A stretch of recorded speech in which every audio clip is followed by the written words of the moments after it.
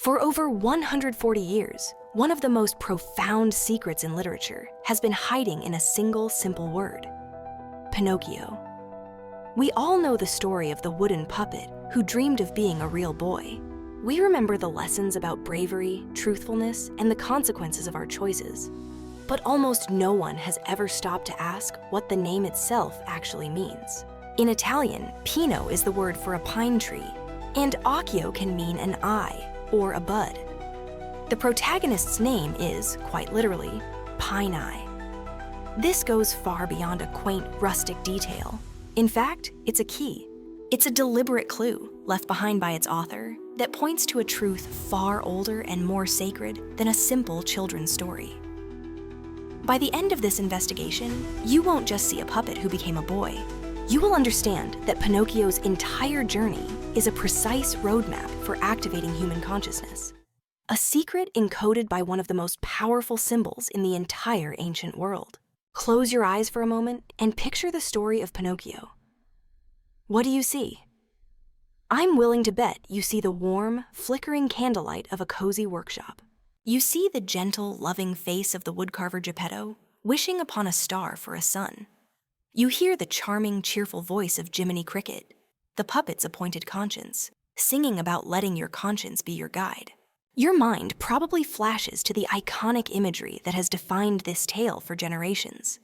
The magical arrival of the beautiful blue fairy, her wand sparkling as she brings the wooden puppet to life. You see the nose growing longer and sprouting leaves with every lie he tells. And of course, you feel a jolt of terror as you picture the colossal, monstrous whale, Monstro, swallowing our heroes whole in a terrifying, watery climax. This is the version of the story that has been cemented in our collective memory, thanks in large part to Disney's 1940 masterpiece. It is a simple, heartwarming fable about the importance of being brave, truthful, and unselfish.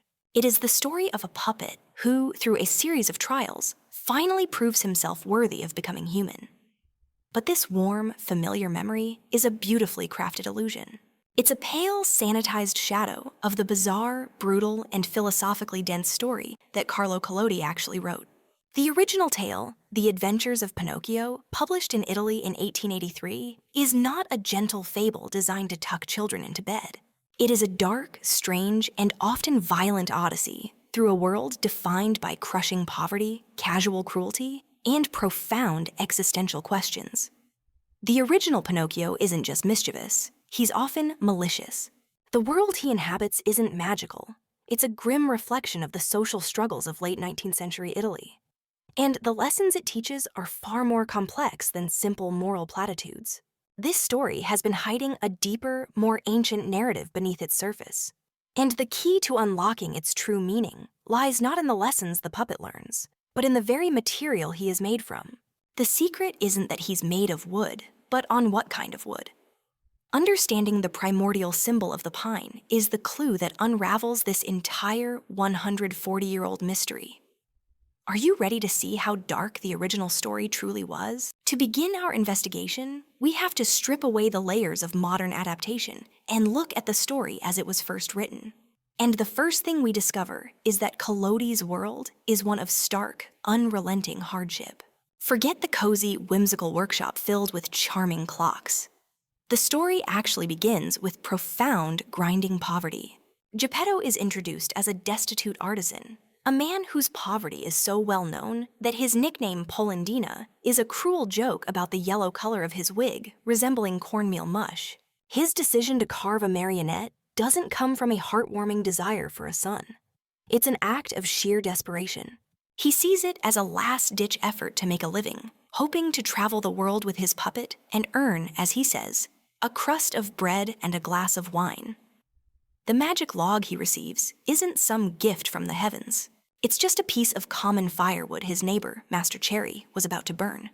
From the very first page, this is a story about survival in a world that offers no comfort, and the consequences are immediate and brutal.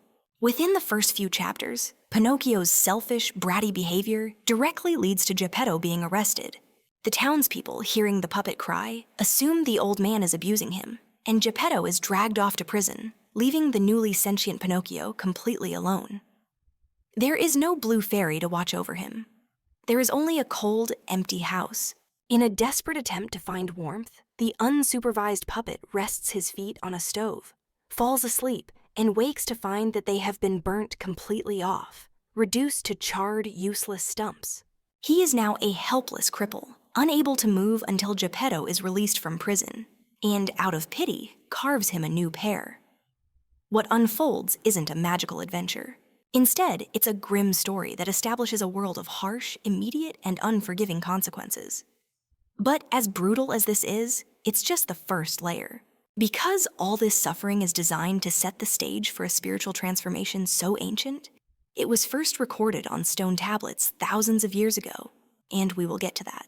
Perhaps nothing illustrates the gap between the story we know and the story Collodi wrote better than the fate of the talking cricket. The character we know as Jiminy Cricket, the wise, patient, and endlessly charming moral compass of the story, is a complete and total Disney invention. He is the heart of the animated film, a representation of the innate goodness that Pinocchio must learn to embrace.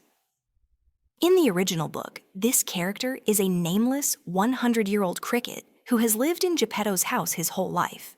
When he first meets Pinocchio, he introduces himself as the talking cricket, a philosopher.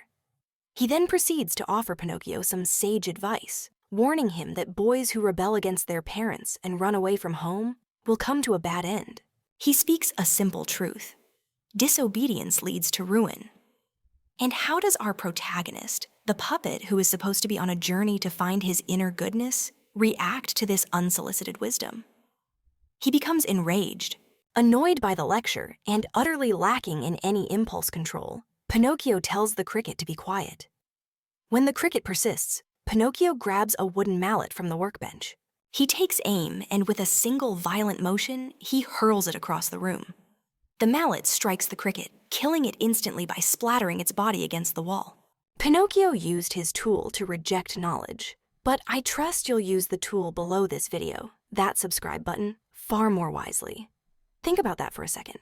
The character who becomes the moral center of the Disney film is murdered by the protagonist within the first few pages of the original book. This is a shocking, brutal, and deeply significant act. This reveals the original Pinocchio wasn't some naive but good-hearted puppet who simply needed guidance. He's introduced as an amoral, impulsive, and inherently destructive creature. He doesn't just ignore his conscience. He violently silences it at the first opportunity. The cricket's ghost does return later to haunt him with warnings. But this initial definitive act of rejection is a critical element that was completely erased from the modern telling, because it reveals the true, dark starting point of our hero's journey. But silencing his conscience was just the beginning. To truly understand Pinocchio's path, he couldn't just reject wisdom. He had to face death itself. After Pinocchio foolishly trusts the duplicitous fox and the cat, they lead him to believe he can plant his gold coins in the field of miracles and grow a tree of money. It is, of course, a scam. When their attempts to simply rob him fail, they decide to hunt him down. What follows is a terrifying chase through a dark forest, where Pinocchio is pursued by two figures he believes are assassins. He is eventually captured. The assassins, who are of course the fox and the cat in disguise, demand his money. Pinocchio, having hidden the coins in his mouth, refuses to open it. Frustrated, the thieves try to pry his mouth open with a knife, but he bites one of their hands off. So they resort to a more final solution. They tie a noose around his neck, sling the rope over the branch of a great oak tree, and hang him. Then they simply sit and wait for him to die. Collodi's description of this moment is chillingly detailed. He writes of the puppet kicking and struggling, of the noose tightening, and of Pinocchio feeling his breath failing him as death approaches. He calls out for his father, but no one comes. The story describes his final, gasping moments as he chokes to death, hanging limply in the wind. And here is the most shocking part. This was originally intended to be the end of the story. When Collodi first published The Adventures of Pinocchio as a serial in a children's magazine, the story concluded right there, in chapter 15, with the puppet's death. It was a grim, cautionary tale, and Collodi's message was clear. This is what happens to bad boys. They die. It was only because of an overwhelming outcry from his young readers that his editor convinced him to continue the story, forcing Collodi to bring Pinocchio back to life with the help of the Blue Fairy. But this theme of death and resurrection is the first major clue to the story's deeper, hidden meaning. The place we know as Pleasure Island in the Disney film is a realm of adolescent rebellion, a place to smoke, drink, and break things without adult supervision. The punishment, turning into a donkey, feels like a strange, magical consequence for bad behavior. But in Collodi's book, The Land of Toys is a far more sinister and sophisticated allegory. This part of the story isn't critiquing simple rebellion. It's a terrifying critique of hedonism and the dehumanizing nature of unchecked capitalism. In the book, this land is a place where there is no school, no rules, and every day is a holiday. Boys are lured there by the promise of endless, effortless fun, but the price is their humanity. The transformation into a donkey goes far beyond a magical punishment for laziness. It represents a complete and total dehumanization that precedes being sold into a life of brutal, forced labor. Collodi isn't just using a metaphor here. He's describing a literal process of turning sentient beings into beasts of burden for profit. Pinocchio's fate is horrific. Once he has fully transformed into a donkey, he is sold to a circus ringmaster. There, he is starved, beaten, and forced to perform tricks until he is crippled during a show. No longer useful as an entertainer, he is then sold to another man for an even darker purpose. This man's plan is to drown the donkey in the sea, skin his hide, and use the skin to make a drum. This sequence reads less like a fairy tale and more like a horrifyingly precise allegory for how a society built on pure consumption and exploitation destroys those who live only for pleasure. It shows how they are first turned from thinking individuals into mindless workers, beasts of burden. And then, when their bodies give out, they are discarded and turned into raw commodities. The takeaway here isn't a simple lesson for children about doing their homework. It's a dark, political, and philosophical statement about the soul-crushing engine of modern life. And all of this, the poverty, the violence, the death, and resurrection, it all serves one purpose: to prepare us for the deep excavation. Because these are the precise stages of an ancient ritual, and the key to it all has been hidden in our hero's name from the very beginning. Let's return to the single most important clue, the one that has been hiding in plain sight for 140 years. The name Pinocchio. Pine eye. Why this specific, unusual combination? Why not oak heart or willow limb? Why was the pine tree so essential to the story that Collodi embedded it directly into his hero's identity?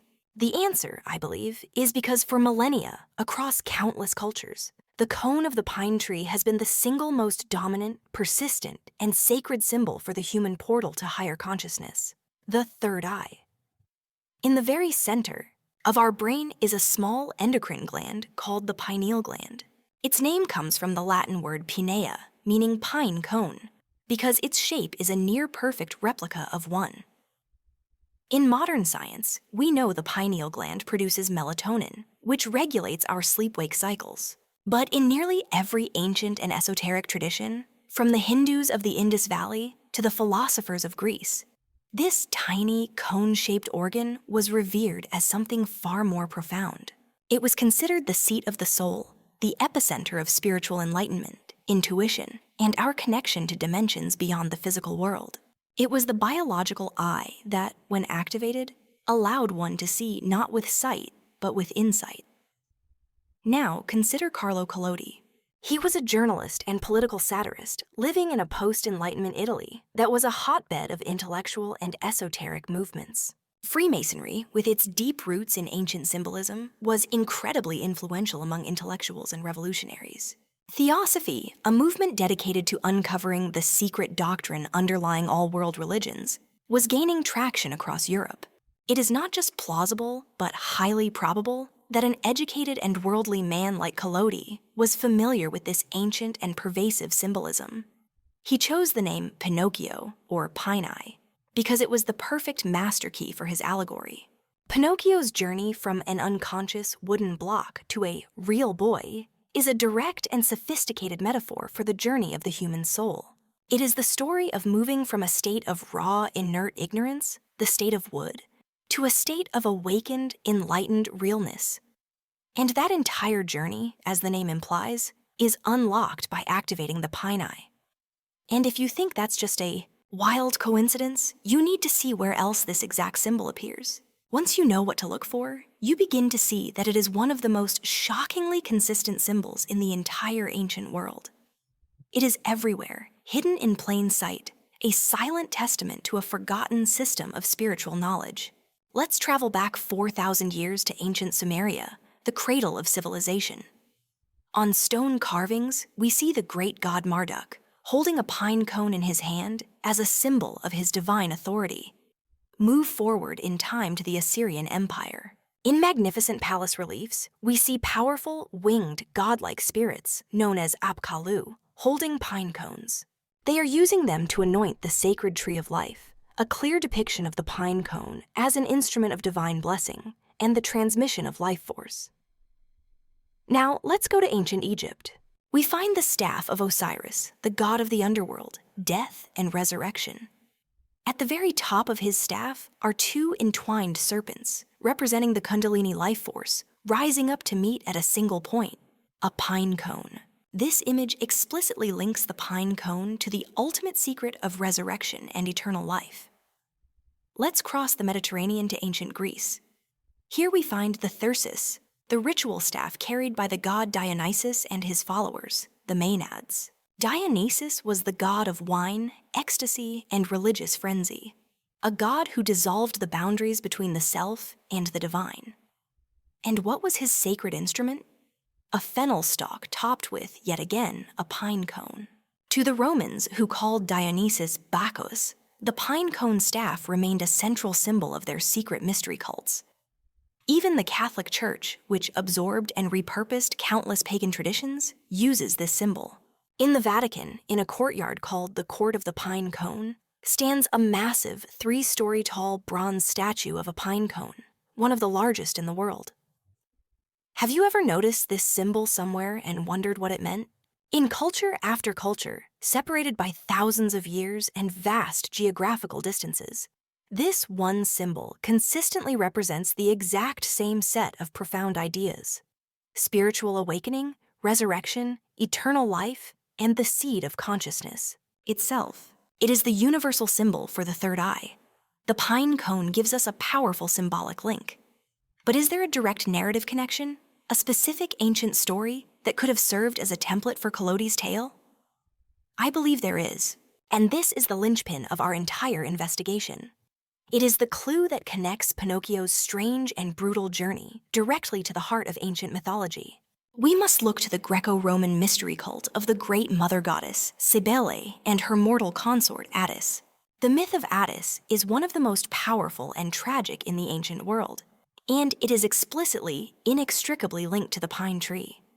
The story goes that Attis was a beautiful shepherd who pledged his absolute fidelity to the goddess Cybele. However, he broke his vow and fell in love with a mortal princess. Cybele, in a fit of jealous rage, drove him mad. In his madness, Attis fled to the mountains, and there, under a sacred pine tree, he castrated himself and bled to death. The pine tree, stained with his blood, absorbed his spirit. Cybele, filled with grief and remorse, mourned him. She appealed to the supreme god Zeus to bring him back to life, but Zeus would only grant that Attis's body would never decay. In some versions of the myth, however, Cybele herself uses her divine power to resurrect him. But he doesn't return as a mortal man. He comes back as an eternal, non-physical being. Following this, the pine tree became forever sacred to Attis. Each year, his followers, the priests of Cybele, would cut down a pine tree, wrap it in burial linens like a corpse, decorate it, and carry it to Cybele's temple. It was a ritual of mourning that was followed by a day of frantic, ecstatic celebration known as the Hilaria, which celebrated Attis's resurrection. This myth is the primordial template for the story of Pinocchio. The parallels are staggering. Pinocchio, like Attis, is born from the wood of a pine tree. His journey is defined by a cycle of death and rebirth. He is literally hanged from a tree and left for dead, only to be resurrected by a powerful female figure, the Blue Fairy, who acts as the goddess of the story. Pinocchio, like Attis, must undergo immense physical suffering and sacrifice his fleshly desires, most notably during his transformation into a donkey, a beast of pure physical impulse, before he can achieve his final elevated state. Collodi's story is a modern retelling of the Attis myth. It cleverly disguises an ancient pagan initiation ritual as a children's fable. At its core, Pinocchio's story isn't about becoming a normal human boy. It's about transcending the limitations of his crude, physical, wooden form to achieve a higher, more spiritual state of being. Suddenly, all the strange, violent details start to make sense, don't they? With the myth of Attis as our key, the bizarre and seemingly random events of Collodi's story suddenly snap into focus. These aren't just random, episodic adventures. They are the structured stages of a classic mystical initiation path. The journey into the belly of the terrible dogfish, which is a giant shark in the book, not a whale, is a perfect example. This encounter is so much more than a monster battle.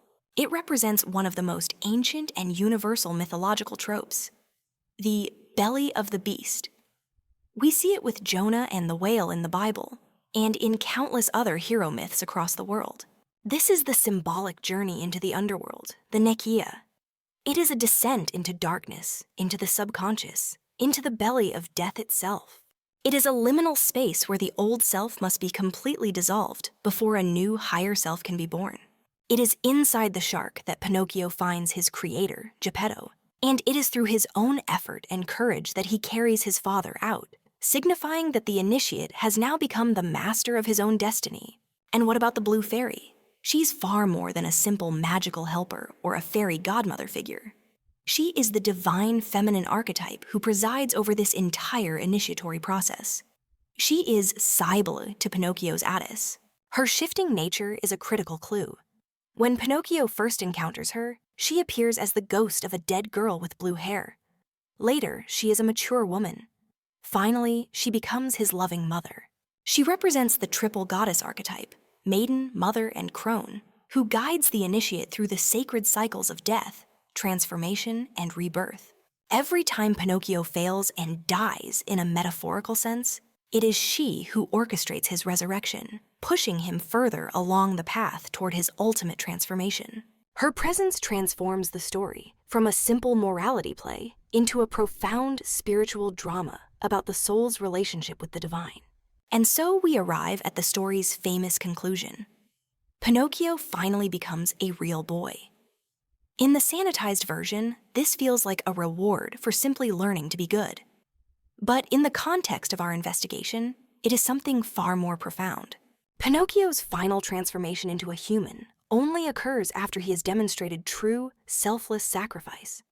He finds that the fairy is desperately ill and impoverished. Without a second thought, he gives up the money he had saved to buy himself a new suit of clothes, and instead works tirelessly, day and night, making wicker baskets to earn money to support her. He also tends to his aging father, Geppetto.